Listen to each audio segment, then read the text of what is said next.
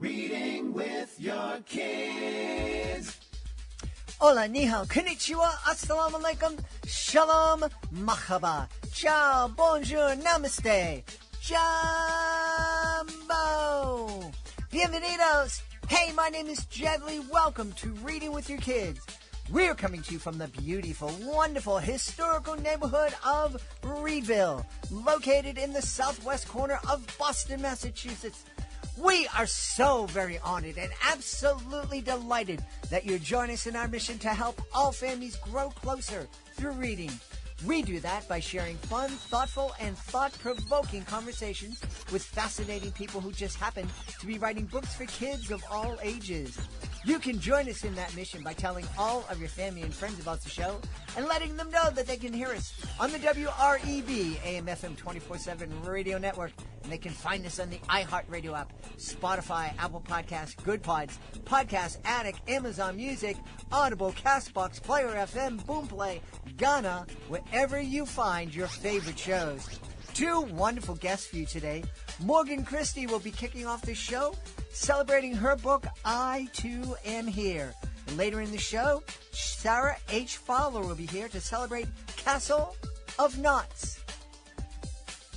Come one, come all, for the mind-bending, dungeon-stomping, time-shifting, dragon-slaying adventure of a lifetime. What's happening? Something bigger is happening here. Yeah. And someone else is calling these shots. Yeah. I'm your biggest fan. I don't want you dying in the third episode. Guardians of the Game is a real play Dungeons & Dragons podcast that's sure to excite and delight listeners of all ages. How would you like your very own circus show right here? Something good or something bad? That is up to interpretation. Whether you're a seasoned D&D veteran or looking for a wholesome but epic way to get into the game for the first time, Guardians of the Game has you covered. Let's get gaming, Guardians. Well, my work here is done. Guardians of the Game premieres on September 18th with new episodes every Wednesday. Are you looking for a creative way to bond with your kids? Let me tell you all about Drawing with Your Kids, the ultimate destination for artistic adventures. Join us as we dive into the wonderful world of children's books with renowned illustrators guiding you step by step. From beloved characters to whimsical scenes, unleash your imagination and create cherished memories together. Whether you're a seasoned artist or just picking up a pencil, there's something for everyone at Drawing with Your Kids. Please visit our website, readingwithyourkids.com, and click on the Drawing with Your Kids link at the top of the page and let the creativity flow. Drawing with Your Kids, where every stroke brings stories to life. Join us right now from Toronto in Ontario in the wonderful nation of Canada.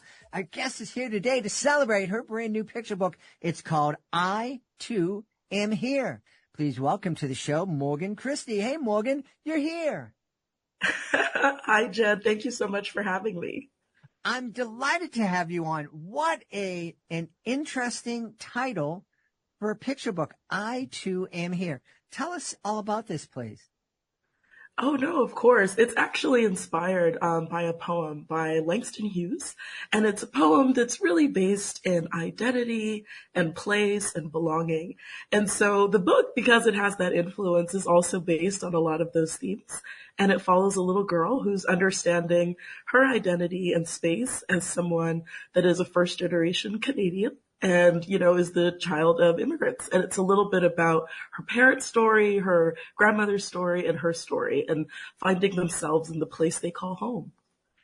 You know, I think a lot of people, when they hear the word immigrant, they're thinking, oh, someone just moved to the United States. But I think it's important for us to realize that there are people immigrating to all corners of the world. Yes, exactly. And that was one of the main purposes in wanting to really take that particular poem by Langston Hughes. And for me to kind of have this narrative about existing in, yes, like you said, spaces all over the globe. Stories of immigration and people migrating to new spaces happen in every corner of every planet. People from all different cultures and walks of life experience this story. And the idea of this particular narrative in I Too Am Here is to really bridge that gap and having us understand that, oh, this is a narrative that we all share in and oftentimes all have a connection to. I certainly have, I am not an immigrant, but I am second generation on my mom's side. I'm not sure what generation I am on my dad's side. They get thrown out of Ireland, I think early on in the potato famine. So I understand that my family fled Ireland during that famine. At least my father's side of the family fled Ireland the same way there are a lot of people who are fleeing violence and starvation in different parts of the world coming here. Yeah. And I mention that because I think it's important for us to remember that we have, I think most of us have more in common with the people who are immigrating to the States, to Canada, different parts of Europe than we understand. Oh, 100% as well.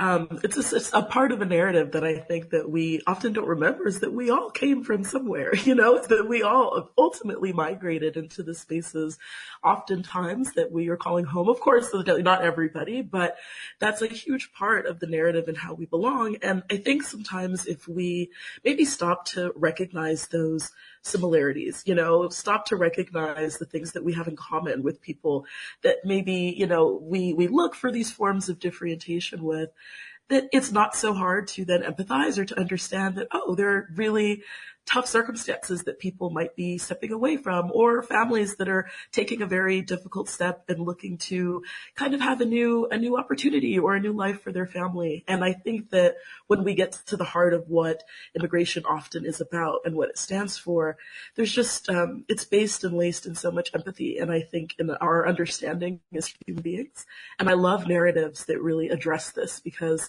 it's about trying to recognize how we can all be together, how we can all exist in this plane together and not always see everything again as so divisive or, as separate in that way.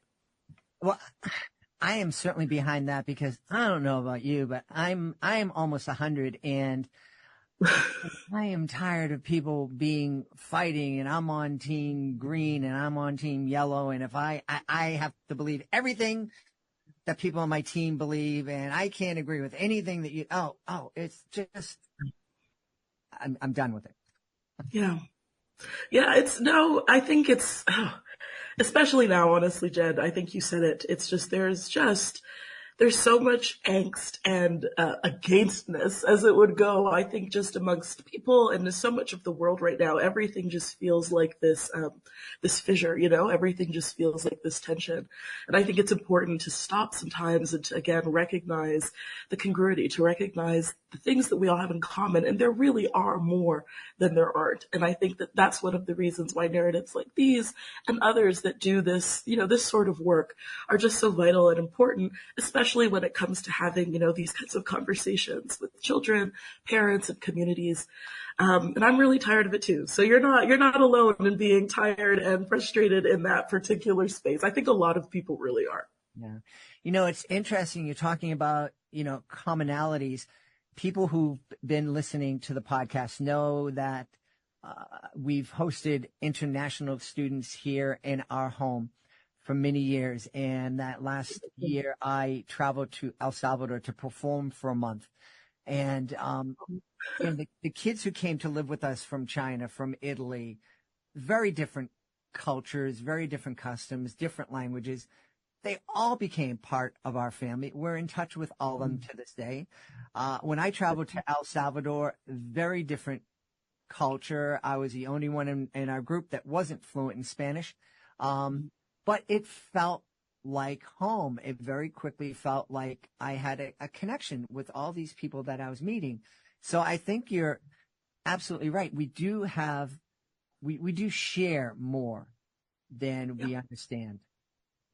Yep, undoubtedly. And I think that when I hear about, what you've done and again, opening up your home and embracing people from different cultures, different walks of life, people that are looking for these opportunities again for themselves and, what forward momentum looks like. I think those are exactly the steps that we all need to be taking, in the ways that we can, if it isn't necessarily, someone's ability to maybe open up their home and maybe not having access to that.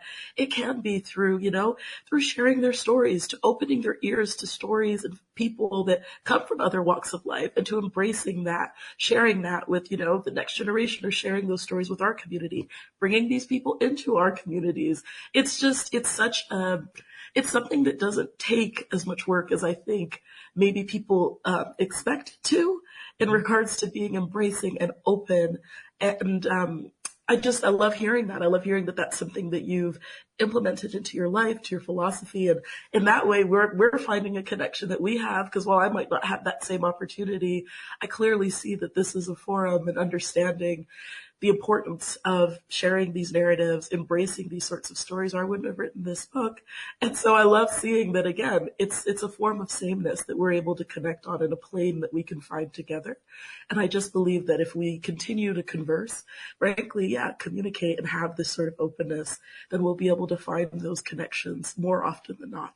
Yeah. It's interesting what you were saying. I when I took my hike this morning, I was listening to a podcast, the Honestly podcast, and they had a debate. They had brought 4 people together to discuss a very divisive issue. And I listened to 4 people speak for an hour who had very different points of view, but they spoke respectfully, intelligently, and it was wonderful. It's like, yes, this is what we need. We need more. There's no name calling, no yelling, no screaming. Just like, well, I think of this. Have you ever thought of that? No, well, yeah, but I see it in this way. And it was, boy, I miss that. Likewise. And I think that that's a pivot that, we as on a global scale, I think that that is a pivot that we need to start shifting back towards, because I do believe that we were getting into spaces where those conversations were becoming open. And in a lot of ways they are. They're still just like your podcast, just like the space of the podcast that you're doing right now and having this conversation. I do know that there are spaces where that's happening, but as a whole, I do think that it's an effort that we need to come back to all together and to decide that we're going to intentionally take these steps to have this form of, again, conducive, respectful conversation and dialogue about varying ideas, because we can do that. And I think that's a totally understandable and okay thing to do. So I'm hopeful that that pivot, shifting into that space, that amiable space, is something that we get to see sooner than later. Well, certainly sharing books like I Too Am Here and having conversations with our kids about the books and about the themes of the books, I think is a really important way for us to get that momentum going, to raise a generation that is thoughtful and understanding and understands that people have different experiences and different perspectives, and they're all valid and they're all worthy of respect. I know that I Too Am Here would be so important for somebody who has immigrated here to see themselves represented in the pages of books, to have that book be a mirror. But being an old white guy who's had lots of books written about people who look like me, I really appreciate and celebrate the fact that books can be a window into somebody else's life, into another culture. And I think I Too Am Here would be such a powerful experience for a family to sit down as we're hearing all this talk about immigration and the border and this and that. And our kids are hearing it too. Our kids, and we need to have conversations with our kids. And I think the place to start is by helping our kids understand that we're talking about people. We're talking about human beings. Yes. I think that there is this awful and notable lack of humanity in the way that people are understanding that, yes, these are people that we're talking about that are being pulled away from families. It's just something that we need to be, I think, a lot more cognizant in bringing into these narratives and stories. because this is the reality, right? These are the things that we see on the news. These are the things that students are experiencing in classrooms. You know, I'm a teacher, and I'm someone that's worked with students all over the globe that have been in these fearful forums of what it means to be taken from a place that you might have been born because your parents might not have been. And I think what I loved about what you said just now, Jed, is that while it's so important, and of course I'm, very, very cognizant of the fact that this was not a story that I got to see, again, kind of growing up where I did in Toronto. I didn't get to see books that really represented myself or, some of my generational experiences. And so that was a huge part of the writing.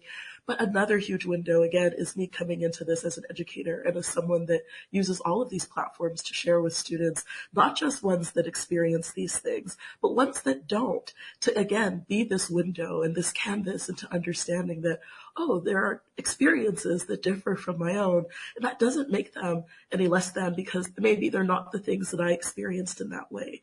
And I think that, again, really sets home this idea that we spoke about at the beginning of togetherness and what that can represent. And so seeing a book as a tool to be both representative of the people and the stories that are in them, but also a window for those that maybe feel a little displaced from those narratives, whether it's through immigration or culture or race, whatever it is. But seeing that there's a canvas in this story that can bring and have these things be shared amongst all people in all these spaces. I think that's what, again, some of the powers of literature, the power of what it is that we're doing. But it's just right now, especially, it's just really strongholded in a reality that is happening around us. And I think it's just a very important conversation to have. Absolutely. Absolutely. I think I've shared on the podcast, I know I've shared that my beautiful wife her family's originally from Puerto Rico. And when I was engaged to her and my friends, first off, my friends were like amazed that someone as beautiful as my wife would date me. Never mind, talk to me, never mind date me. But when, it's like, oh, the culture is going to be so different. Oh, God, the language and the culture. And I quickly found out that, okay, her family eats rice. We eat potatoes. They speak Spanish. We speak English. But other than that, there ain't a whole lot of difference. Yeah. Yeah, and I think that is exactly it. We might be eating different dishes, we might be speaking slightly different languages, but she has her family, you have your family, and you two have created a family. It's just, it all shifts into, again, this idea of sameness and understanding. And it's okay if there are, again, if it's the rice and the potatoes, right? It's okay if there are these forms that may be a little bit more uncommon for, the different families to get accustomed to. But like I said, it's just, that is, I guess it kind of goes into that whole oranges and apples thing, it's like where there can be these forms of differentiation, like with rice and potato, but they're both starches and they're both things we consume and share in as people and as families and things that sustain us. So it is really, again, I find that it's so easy to always call out or expect the differences to be too hard, right? That's always the expectation. And so when I, hear about stories like yours and your wives, it's wondrous to me because it's like, well, this is proof that, those differences do not control and should not control the way that we interact, the way we love, and the way we connect with people. And, there's proof of that. There's so much proof of that sustains us and our lives and our families. So I think that's wonderful. I love hearing that too. Tell me, my beautiful wife retired from teaching here in Boston after 34 years. You mentioned that you are a teacher and you've taught all over the world. And I'm really fascinated by what's happening in education. I think a lot of things that are happening that scare me. There's also a lot of things that I find are hopeful. Kind of that balancing thing. What about you? Your view as a teacher, especially somebody who's taught in different places. Do you see trends in education that make you really hopeful that your dream of us coming together and understanding that we are all part of one human family? Are you seeing hopeful signs that education can help make that happen?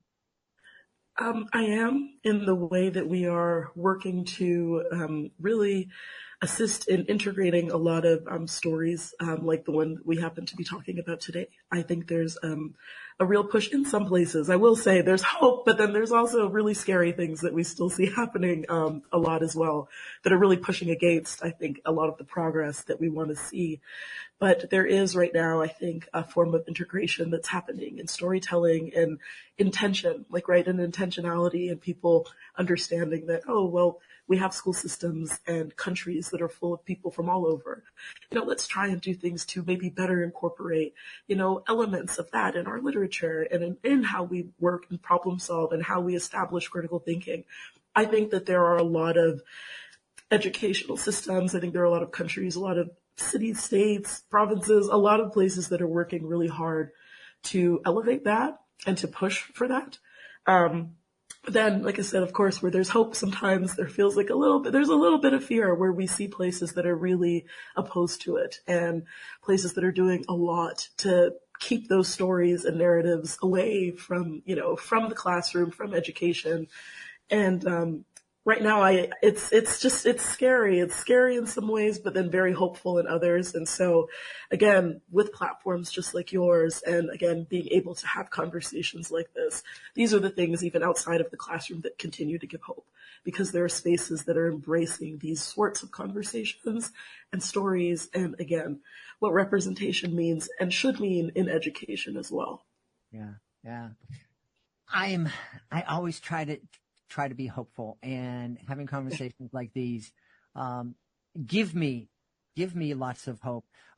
When it came to I Too Am Here, was it the inspiration for that? Did you finish the poem by Langston and think, I have to translate this for kids, or was there something that said, no, I need to write this book today? Well, I think they kind of go hand in hand, honestly, because I first heard that poem when I was very, very young. It was something that my mother actually shared with me when I was a kid, and she grew up and had that poem integrated into her life in some ways when she was a little older. So I think in knowing that story and the specific context of the story in regards to American culture, which is, what Langston happened to be speaking to, although I think there's an argument that it could even be much broader, but, having it be like the I Too premise and then Sing America is integrated into that narrative. I think that, again, growing up outside of the U.S. and having so many people from other countries and spaces that I know of that also grew up outside of and inside of the U.S., we all connected so much in that narrative and in this, again, this sense of belonging or these senses of alienation that are sometimes put onto us in these spaces. And so I just wanted to tell a story that, for me, really elevated the unity in feeling and in what the movement of that particular poem I Too did, and to open it up to this global scale where it is something that everyone can read and always feel connected to. I did with Langston's piece, and I believe a lot of other people did as well. And I just wanted to tell an even longer version of that really encompassed the idea of what this idea of identity and belonging mean when it comes to immigration and into a bunch of different countries and spaces. So yeah, it kind of went hand in hand when it came to reading the poem, knowing that poem, and then eventually my poem or book coming out of that space too. You communicate with folks in a lot of different mediums. You, as I understand, you're on stage, you're writing for kids, you're writing for adults, you're communicating in so many different ways. Is there a favorite way for you to communicate? Oh, that's tough, Jed. As of right now, I've really been enjoying children's literature, and I think that's just me as a teacher, as an educator, as someone that's been in that field for so long. I feel that there is so much space and growth to be able to integrate these stories into our education system to kids while they are developing and learning and growing, finding spaces for them to share these stories with parents and community. I think that all of those elements are just so important, and I don't know, they just fill me with so much joy. But I do really love the other elements as as well for so many different reasons. I love the other genres. I think nonfiction is wonderful in reporting and addressing things of the world in a maybe more tangible way. I think fiction offers the same kind of platform for adults and having the conversations that we also need to have. So yeah, as of right now, I think the children's element has been something I've really connected to. And I think I'm going to keep moving with that for a while, but I am still writing cross genre. Without a doubt, I'm still writing cross genre. Well, one of the cool things, and I don't know if many children's authors realize this, but when you're writing for children, you're actually also writing for the parents too. You know, because there were many a children's book that I was reading with my son and my daughter that brought a tear to my eye and got me thinking about things in a different way. So maybe you're reaching a bigger audience through this medium. And I think that's such a great point. Like you said, when you're writing, I think for children, I think there's more of this premise of thinking about it as writing for children and families, right? So just like the actual story, I Too Am Here, is this kind of multi-generational story that's telling the story of a grandmother, of parents, and of this child. I think that that's exactly what is being spoken to in regards to children's literature and how these stories are told. You know, outside of educators or teachers sharing these stories, parents are doing it, members of the community, aunts, uncles, grandparents, guardians. There's so many people that get to engage with these stories as well. And in sharing, you're right, with children outside and inside of the classroom, you're sharing with their families and community. And I think that that does open up, again, you're right, this extremely wide audience. And again, gets to really integrate these themes, important themes, I think, what should be really important themes into the home and having us discussing and talking about them in ways that we really should attempt to. Yeah. Yeah. And I launched, I've said this so many times, I launched the podcast because of didn't realize all the hundreds of benefits reading with your kids gives to kids and adults, but I do know that the bond that grew between me and my kids was built on a foundation of reading and the discussions that we had. And so that's why I launched Reading with Your Kids. All the other things, it was a bonus. So good for those bonuses, but having those conversations, talking about some really important issues with kids is so very vital. And so I'm really happy that you're bringing books like I Too Am Here into families. I'm curious, before we go, you mentioned again that you taught all over the world. Tell me I'm not going to ask you to tell me your favorite place and get a whole country mad at you, but I would be interested to know, what country did you find most interesting or fascinating, or a country that people don't think about traveling to that maybe they should because it's a really cool place? Well, the answer to that one might be a little biased. I didn't teach in this country, but I worked with a lot of students there, and I did like some kind of like not-for-profit extension things in some of those spaces. But one of them was going back to the Caribbean, and so kind of different countries within the Caribbean. I am of Jamaican ancestry. My mother is from the States. I've taught in the U.S. as well, and Canada, and different places in Europe. But getting a chance to go back to the Caribbean and get to kind of go through some of the islands and get some of that experience was just a connection to home that was new for me and a really great way for me to understand my own culture. So I think in learning that, I think one of the things that I'll say in that space is that while, of course, getting to go to the Caribbean and go to these different spaces and these islands that are here are great, but also finding a way to reconnect with home, whatever home means to all of us, you know, whether it's the place we were born, the place our parents were born, or as you said, like the 2 times generation back to wherever that was, getting a chance to explore that space that, you know, that we might have come from, this place that, you know, that we might have existed in before, our families, our cultures, and getting to know that space as well as the ones that we were born into, I think feed and nourish so much of us, so much of our identity. And it's just, there's a really special connection that I think we can get to have with another place that we consider home. So that's what that one probably was for me, Jed. Awesome. Well, I'm doing that in October. My beautiful wife and I are traveling to Scotland and Ireland. So that sounds great. Well, I can't wait to hear about it.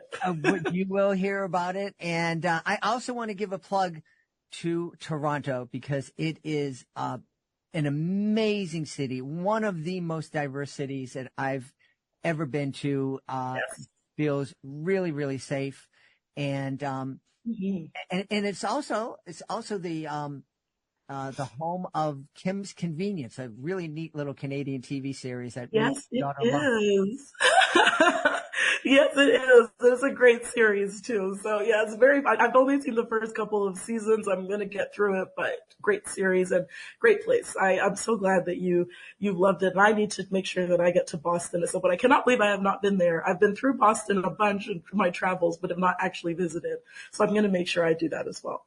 Well, if you ever come here, we'll get together and go to Dunkies, and if you don't know what that is, then good. It's like Tim. Then we have a plan. Yeah, well, it's like Timmy's. Then okay, well then I have to go. So that sounds great.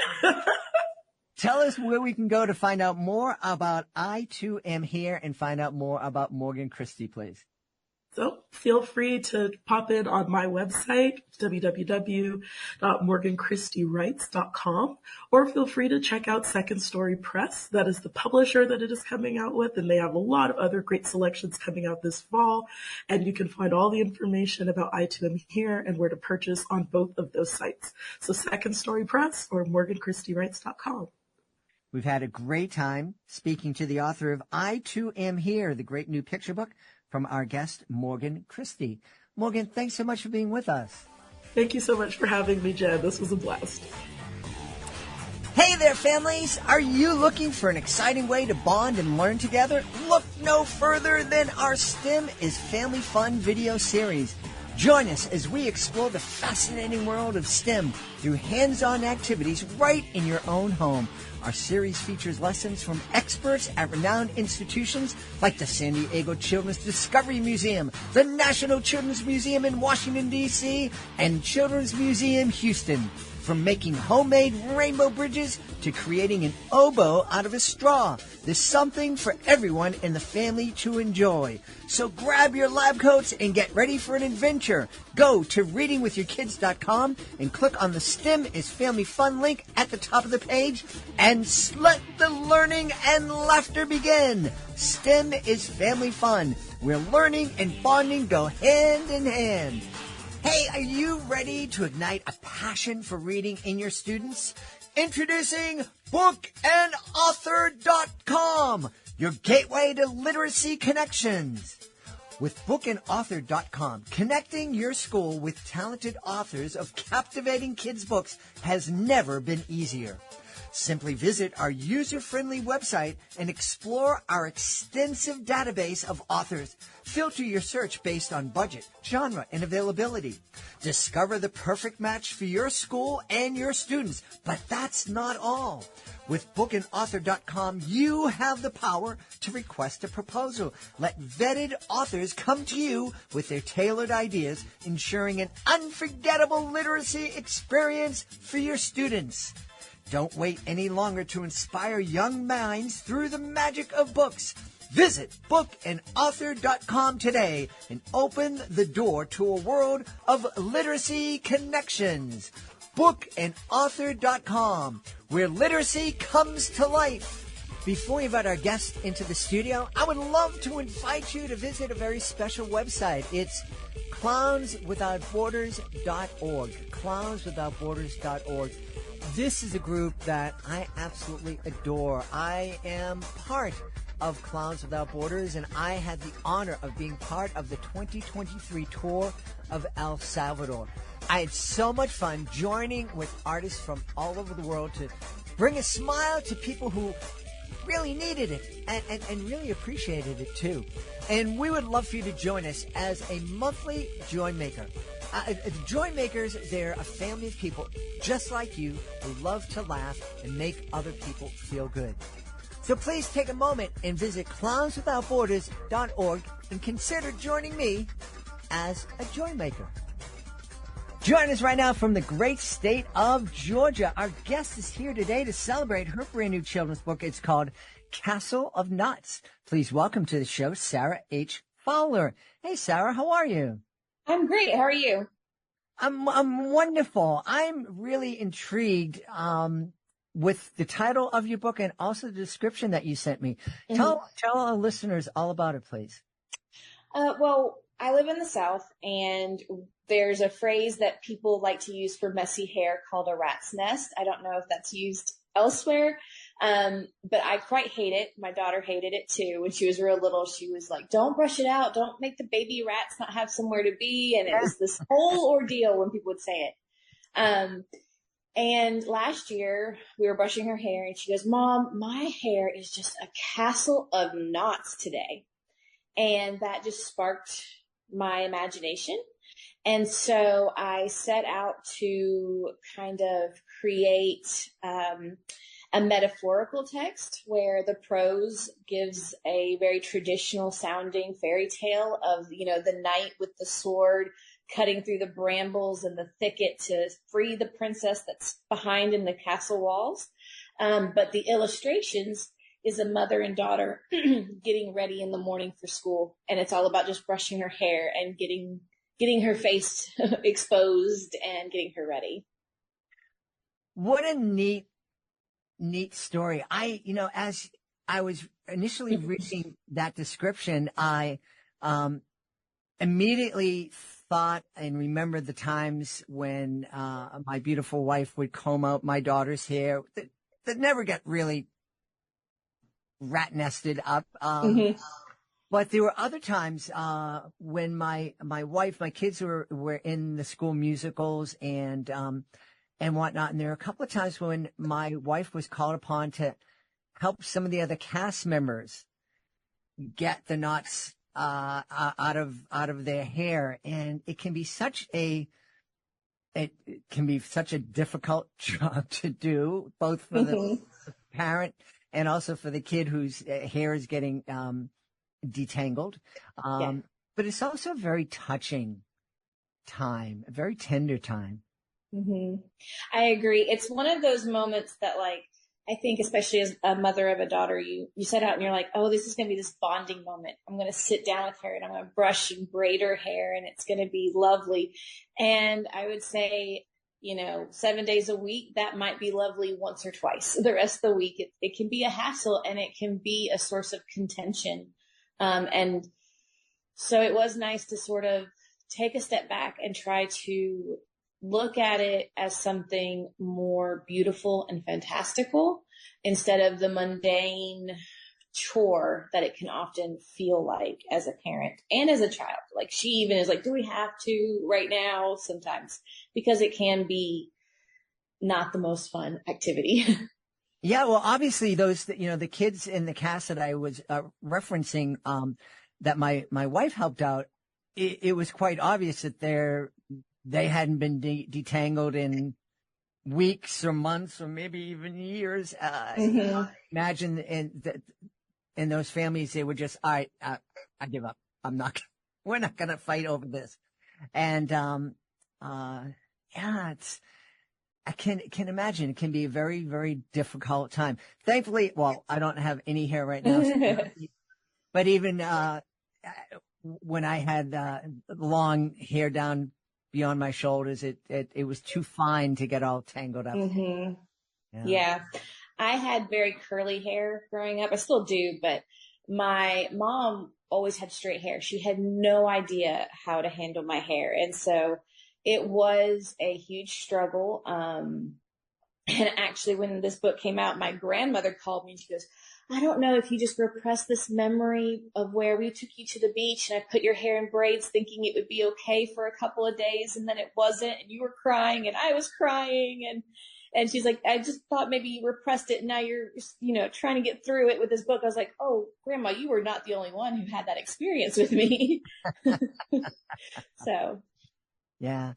I remember my niece, we're very close, and she was playing hockey a few years back, and she was at the rink, and I was helping her get different equipment on, and then it came time for her to put on her helmet, and she needed to get her hair up in a braid, and she is originally from Central America, so she has very thick hair, and I was struggling, trying to put it up, and thankfully, a mom who's also from that part of the world came down and saw that I was struggling, came down and helped me out, because there's no way I was going to win that war.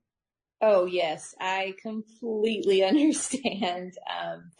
Especially because there are so many different hair textures and hair types, and we all use different products. We all need different things.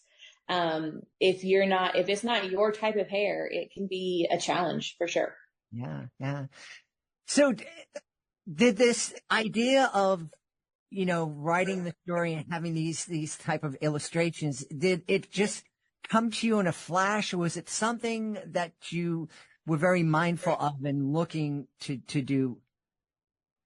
So it started out with my daughter saying Castle of Knots, and then I think I jokingly said, "Oh yeah, like the prince in Sleeping Beauty having to get through all the thorns to get to Aurora." And when she went to school that day, I just kept thinking about it and really thinking about connections that could be made between a typical morning in our house and this story of a night. And I was purposeful in making sure that there was a metaphor throughout. I used to teach high school English, and I did teach some advanced kids, but I also taught classrooms where I would literally have a child who was going to college and a child who was still at a first grade reading level in high school. And so if I was about to tackle a harder literary term, like extended metaphor, I might pull out a children's book to introduce that topic so that comprehension was not a barrier to understanding the topic of extended metaphor. So let's look at a book full of pictures. Dr. Seuss was usually one I could easily pull and show them. And so that way they would at least understand extended metaphor. And then we could go to the harder text that was in the textbook or was on my curriculum. And so I did want something that was rich like that could be used, in a variety of ways and not just the typical fun bedtime story. It had a discussion, it had thought and an analysis attached to it. Yeah. It's interesting. I'd like to explore this if I may. We're talking a little bit about the state of education before we started recording.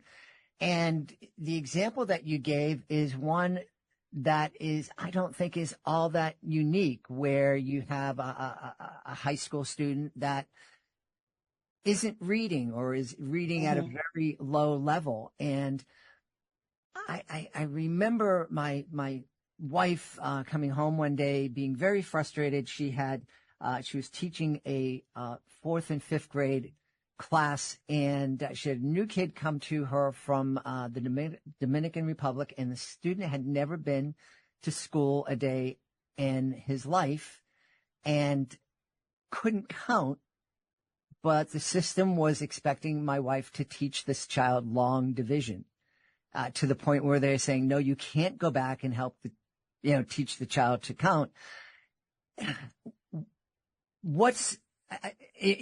I don't even have the words to say that. You have a student in high school that can't read, but is going to classes as if they're getting ready to go to college. I imagine that was one of the reasons that you left teaching. It definitely was on the list of reasons.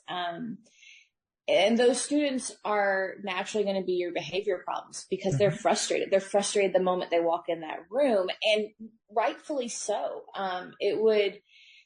They're instantly embarrassed. They're instantly feel outcast, even if no one else knows where they stand. They know where they stand, and they can look at the other room and know. But one thing I had to keep telling myself is, my standard doesn't say students will read Charles Dickens and understand Charles Dickens.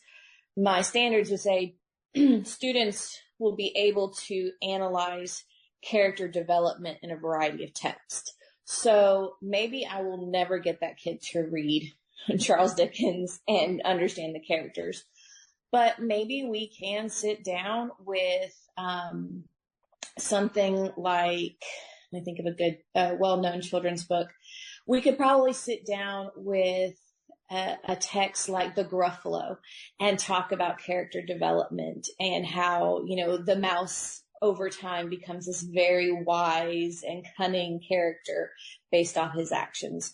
I just have to hope that by teaching them how to think about literature, it didn't really matter what literature was in their hand. Mm-hmm. So I do think that's important. It's I'm concerned because one of the things, we talk about, and when we hear about these differences and divides in our country, I think the most scary divide is the divide between the kids who are being read to at home and are developing and learning how to read and developing that love of reading, and the kids who aren't getting it and they're not becoming literate. They're not becoming literate either in terms of reading or in terms of math. And a lot of those kids, I'd say most of those kids are pretty bright, but they use they're forced to, focus their intelligence in a direction that's not always very helpful to them or to the rest of society. And it scares me. Yeah, it is. And I mean, they spend a lot of time masking, right? Mm-hmm. They're masking. They're consistently looking for other ways to look like they know what they're doing when they don't know what they're reading or what they're doing. I am very appreciative of some initiatives that our state has. We have the 1,000 Books Before Kindergarten initiative with our local libraries. It is completely free. And you can track on your phone, or you can track with little pamphlets that are at the libraries. But every time you read, you could read the same book to the kid. You get to count it as many times. And they get prizes throughout. Every time they come in and say, I've read 5 more books, they can get something. And then at the end, there's a huge party for them. And it's a great program. My daughter went through it. She finished during COVID. And so they were so nice. They pulled out a red carpet for her and had bubbles and music. And it was just her dad, myself, and the librarian since it was COVID. But she got a red carpet party for finishing 1,000 Books Before Kindergarten. And, it was great. And, I think that it's a great program, and I hope more people learn about it. Well, we'll see if we can find out some more about it and do an episode on the show. Speaking of your daughter, how does she feel about her story kind of being told in this book? Oh, she is my biggest cheerleader. She is so proud of me. I think she tells me she's proud several times a day. And she has even started trying to write her own books. So when I wrote this book, because of the nature of it, I didn't go into a Word document and just type it up. I actually used a digital storyboard, and I had like sticky notes that would represent the illustration story and sticky notes that would represent the prose, so I could line them up and make sure the metaphors are meeting. And so she was like, show me how to do that. So here she is on the iPad, like putting in little things and trying to make a storyboard of her stories. So it's been really fun. It's really exciting to see. That is exciting. It's obvious that you have a great passion for character and story. Did you always think that you'd be writing picture books and books for kids? I knew from like age 8 or 9 that I wanted to write books. And I went off and I majored in English, and I was convinced I was going to write a novel. That's what I wanted. And every time I would sit down with an idea, it just never got anywhere. And I kind of got to this point in my late 20s, especially as I started having kids. It's like, I'm just not a writer. It's just not in me. That's okay. Whatever. And then, recently, between this moment with my daughter and then, my younger sister, who's 10 years younger than me, published her first novel recently. And so I was like, wait a second, if she can, I can. And I started really like trying to get there. And I realized that I had spent years focused on what I would write and not who I was as a writer. And once I started focusing on who I was as a writer, I realized where my strengths were. And this book took me 2 days because I was finally like, I knew who I was. So it's okay that I'm not a novelist. There's a plethora of brilliant literature out there, and I have a place in that. I just needed to know where I fit. Yeah. So. Wonderful. I know that, Castle of Knots is new, and you're excited about that, and you're busy launching it and sharing it with the world.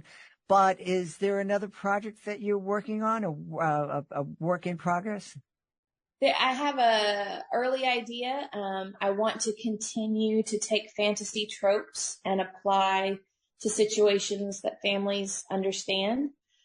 So I'm hoping to write, I'm in the process of writing a book called I Think My Mom is a Dragon, and it's supposed to sort of look at postpartum depression and anxiety from the point of view of the firstborn who's having to own the secondborn has come. The whole idea that, mom just sleeps with her little treasure all day, and she's protecting that treasure. And when she is awake, she's mad at me and all this other stuff, and sort of looking at how it must be very confusing to a young child, that postpartum time. And another way of sort of telling my children, I'm sorry for those months when you didn't understand what was going on with mom. So absolutely confusing for the kid. It's confusing for the mom. Yeah, sometimes you don't even know until months later you look back and it's like, oh, that's what was going on with me. Yeah. Mm-hmm. Wow. We should tell everybody where they can go to find out more about Castle of Knots and find out more about you. Okay. Well, you can purchase on Amazon. And the great thing is it is the only item with that title. So if you type in the search bar, Castle of Knots, it is going to be the very first thing that pops up. There's no scrolling to find it. You can also follow me on Facebook at Sara H. Fowler, children's author, or on Instagram at sarah.h.fowler_author. And then I also have a website, and I'll give you that link for people to find it. We've had a great time speaking to the author of Castle of Knots. Our guest has been Sara H. Fowler. Sara, thanks so much for being with us. Thank you again for having me. I really appreciate it. We hope you've enjoyed this episode of Reading with Your Kids. We hope you've enjoyed it so much that you're going to sit down and write a 5-star review on whatever platform you're listening to the show on. We also hope you had so much fun that you're determined to join us for the next exciting episode of the show. The best way to make sure that you don't miss an episode is to subscribe to the show on whatever podcasting platform you are listening to. We love the iHeartRadio app, Spotify, Apple Podcasts, Good Pods. That's just a couple of the many places you can find Reading with Your Kids. We also hope you find us on social media, facebook.com/readingwithyourkids, at Reading With Your Kids on Instagram, and at Deadly Magic on Twitter. We have a great YouTube channel where you can find many episodes of Reading with Your Kids. You can also find our STEM is Family Fun and our Drawing with Your Kids videos. The address is youtube.com/readingwithyourkids. Our website is readingwithyourkids.com. You can check out our blog, visit our Reading with Your Kids Certified Great Read Wall of Fame, and use the contact button up at the top of the page. Send us a message. Let us know what you love about the show. Let us know what we could be doing better. And we really would love it if you could let us know who you would like to hear on a future episode of Reading with Your Kids. And if you're an author, please be sure to click the Authors Click Here button at the top of readingwithyourkids.com to find out how you can be a guest. Being a guest is fun, it's easy, and it gives you the chance to tell thousands of Kidlet fans all around the world about your great kids' books. You can also learn about our effective and affordable promotional services. I want to thank the folks who made today's show so wonderful. Of course, I want to start by thanking our wonderful guest, Morgan Christie. Please be sure to check out I, Too, Am Here. And Sara H. Fowler. Be sure to check out Castle of Knots. I want to thank my team, Fatima Khan, Chris Doherty, Rory Grady, Rayling Tang. I want to thank my beautiful wife for all the support she gives me. Most of all, we all want to thank you Thank you so much for taking the time to join us today, and as always, thank you so very much for taking the time to make the world a better place, and you do that every time you read with your kids. I'll be with you in the next episode of Reading with Your Kids.